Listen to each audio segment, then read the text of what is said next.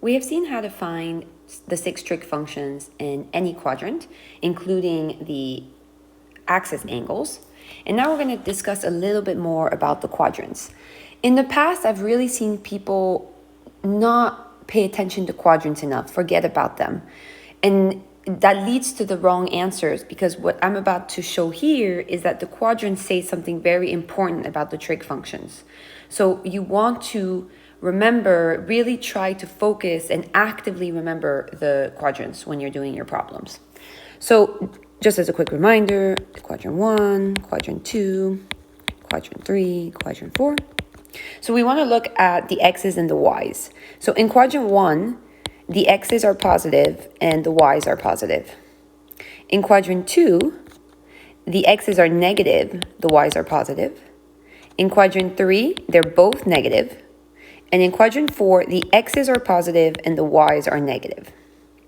Now remember what we talked about in one of the previous videos, that you want to associate sine to the y coordinate and you want to associate cosine to the x coordinate, because sine is y over r and cosine is x over r. So in quadrant 1, because that they're both positive, sine and cosine are positive, that means that tangent will be positive because it's sine over cosine, and that means that all the reciprocals will be positive. So in quadrant 1, you have all 6 trig functions are positive. So everything is positive in quadrant 1, which is why we start by defining trig functions with an acute angle, because it makes it a little bit easier. Okay, in quadrant 2, the x is negative, which means cosine will be negative, and the y is positive, which means sine will be positive. Now remember that if tangent is y over x, if you put a positive number over a negative number, it will be negative. So sine will be positive, but cosine and tangent will be negative. So we have that sine of theta will be greater than 0, positive. Cosine will be less than 0, and tangent will be less than 0. Now the reciprocals follow, because remember, when you take the reciprocal, it either stays positive or stays negative.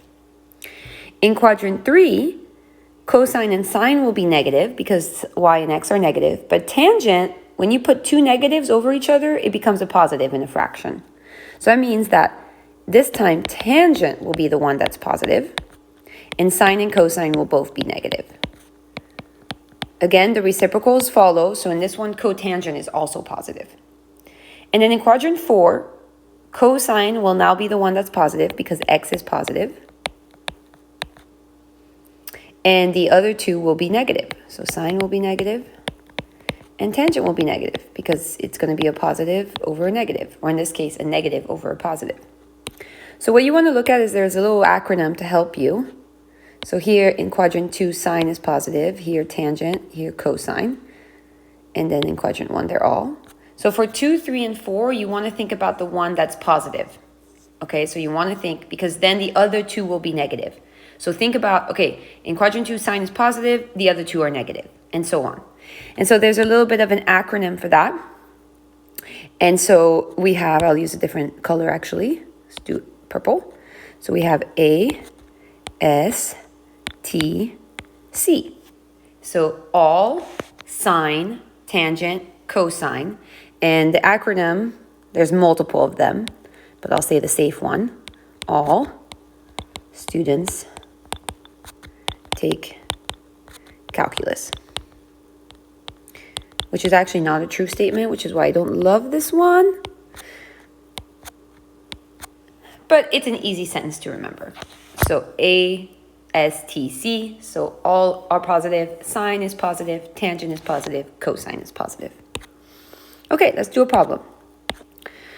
So you're giving cosine is equal to negative 2 pi over 3. Sine theta is greater than 0. Find the remaining 5 trig functions of theta.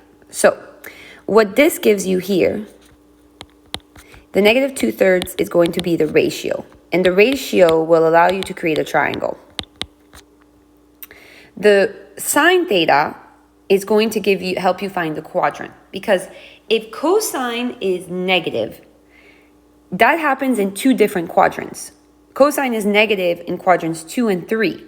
So it's impossible for you to know exactly which one it is because you can't reduce it. So they will give you another sign to be able to, for you to find the quadrant. So first, let's draw the triangle. I'm going to place theta here.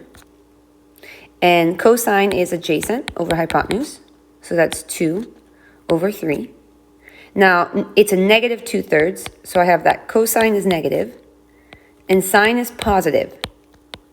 So for cosine to be negative, it's definitely not quadrant 1. And for sine to be positive, that's going to be quadrant 2. Now, the other way to draw this, if you want to kind of put it together, is you can draw it directly also in the rectangular coordinate system. So you will have that cosine is x over r. So the x is a negative 2. 1, 2. Right here. Oops. This is, let me use a different color. This is going to be negative 2. And then your point is going to be somewhere up here in quadrant 2. And then the r is 3. So you can also draw it like that, directly in the quadrant. So either one is fine, but you have to specify the quadrant. And then we have to find the missing side by using the Pythagorean theorem. So we have that 2 squared plus b squared is equal to c squared, 3 squared. Otherwise, we wouldn't be able to find b. So we get 4 plus b squared is equal to 9. That means that b is equal to the square root of 5. Okay, so first let's find sine. So again, sine is positive, and it's going to be the y, the b, over the opposite over the hypotenuse, so the square root of 5 over 3. I have the tangent of theta is going to be opposite over adjacent, y over x, but it's going to be a negative because it's in quadrant 2, so negative square root of 5 over 2. And then the other ones just follow from the reciprocal. So the secant of theta will be a negative 3/2. The cosecant of theta will be a positive 3 over the square root of 5. Rationalize 3 radical 5 over 5. And the cotangent of theta will be a negative 2 over the square root of 5. Rationalize negative 2 radical 5 over 5. And there we have our missing 5 trig functions. So next we're going to look at a geometry concept, kind of like coterminal angles. So it's a geometry definition that we end up using for trig. So first, let's just discuss the geometry aspect of it. So we want to define what a reference angle is, okay? A reference angle is going to be the distance from the terminal side of theta to the closest x-axis. Now, in your mind, you might be like, well, there's only one x-axis, which that is true. And what they mean by that is that it's either going to be the positive x-axis or the negative x-axis. So we denote a reference angle by using often the letter alpha. This is the letter alpha here. But certain books and certain people uses the letter, like the angle and then REF at the bottom. So you can use whichever one you prefer. But our book uses alpha, so I will be using alpha.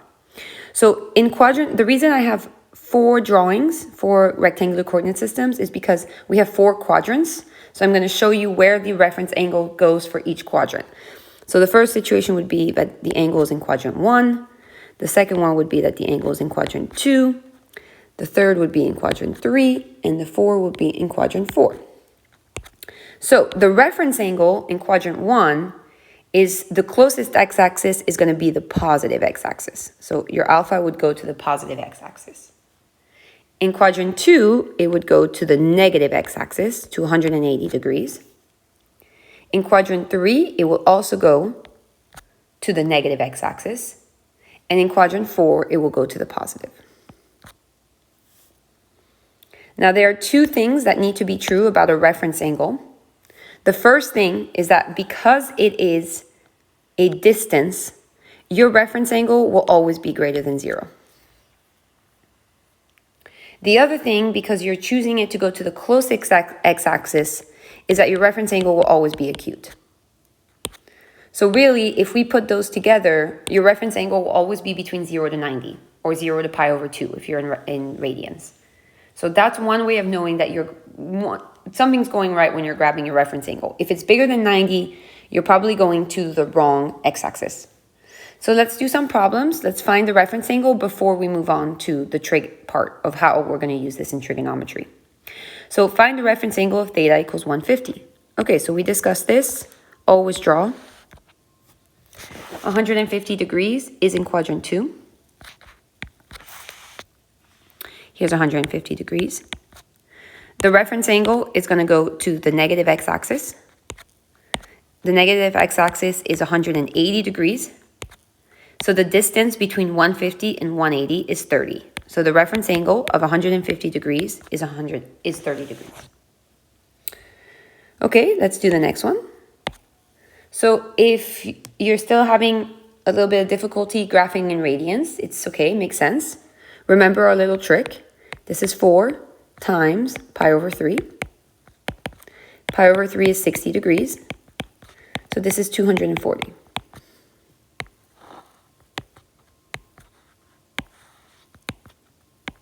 So 240 degrees is about 2/3 of the way into quadrant 3. The reference angle is again going to go to the negative x-axis. So it's going to be 180. The distance from 180 to 240 is 60. Remember, it's the distance. So no matter what, you're taking the positive part of it.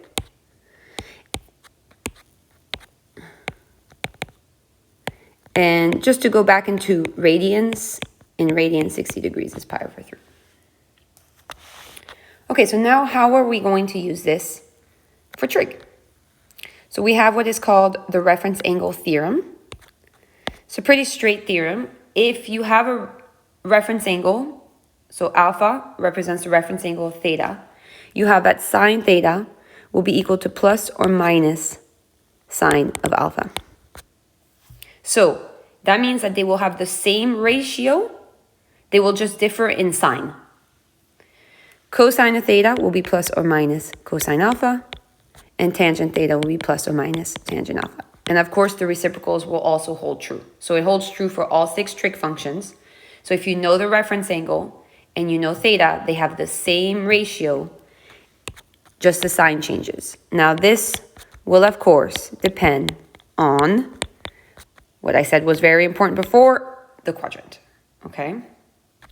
So we're going to do these types of questions in 4 steps to really kind of drill in what's happening in the theorem at the beginning. So step 1, you're going to draw theta, just like we did above, all right? Just like we did in the previous problem.